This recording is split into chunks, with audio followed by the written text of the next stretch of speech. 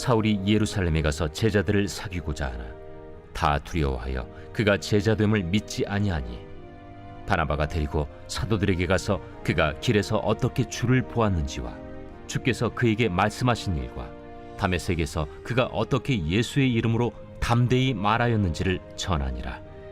사울이 제자들과 함께 있어 예루살렘에 출입하며 또 주 예수의 이름으로 담대히 말하고 헬라파 유대인들과 함께 말하며 변론하니 그 사람들이 죽이려고 힘쓰거늘 형제들이 알고 가이사랴로 데리고 내려가서 다소로 보내니라. 할렐루야. 3월 21일 화요일, 오늘 사도행전 9장의 말씀을 통해서 소외된 이를 위해 손을 내밀라 라는 말씀으로 하나님의 말씀을 함께 나누기를 원합니다.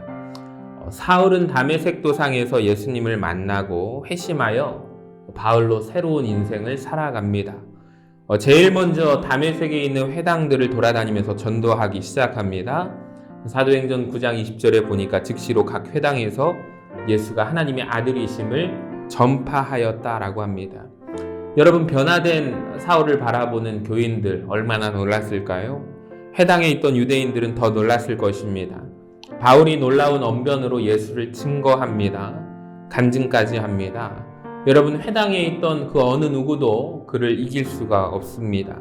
자, 그러자 다메섹에 있는 회당들과 유대인들이 분노하기 시작합니다. 그런데 이미 참 진리 예수 그리스도를 만난 바울은 더욱더 강하게 전도합니다. 많은 성경학자들은 바울이 이때부터 다메섹 옆의 사막 지역을 다니면서 전도하고 또 제자들을 양육했을 것이라고 말합니다. 그렇게 3년의 시간이 지난 뒤에 바울이 다시 다메섹으로 돌아오게 됩니다.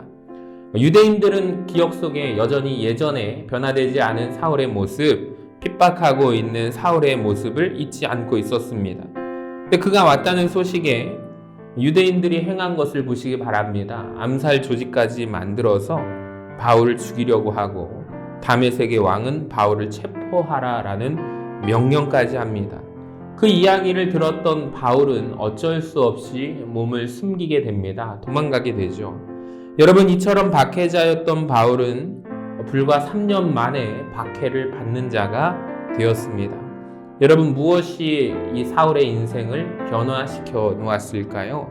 바로 예수님을 만났기 때문입니다. 더 정확히 말하면 회당에서 예수님을 전했기 때문입니다. 간증했기 때문입니다. 자기 역시 박해받을 것을 알았지만 바로 예수님이 진리라고 생각했기 때문에 그는 물러서지 않았습니다. 이 다메섹에서 도망쳤던 바울은 곧바로 예루살렘으로 갑니다. 예루살렘은 여전히 변한 것은 없지만 이 바울만은 사람이 완전히 변하게 되었습니다. 사도행전 9장 26절에 보니까 사울이 예루살렘에 가서 제자들을 사귀고자 하나 다 두려워하여 그가 제자됨을 믿지 아니하더니, 예루살렘 교인들은 바울을 기억할 때 옛날의 박해자로 바라보면서 그가 이제는 교묘하게 위장하여 우리에게 잠입하여 우리를 잡아가려는 것이 아닌가 생각했습니다. 이런 곳에서는 아무것도 할 수 없다라고 생각한 바울은 떠나려고 합니다. 그런데 바로 그때 한 사람이 나타나게 되죠. 보니까 바나바가 나타납니다. 사도행전 4장에 보면 바나바, 위로의 아들, 자기 밭을 팔아서 교회에게 바쳤던 리더였고 헌신자였습니다. 또 위로하는 자라는 별명으로 위로의 아들이었습니다.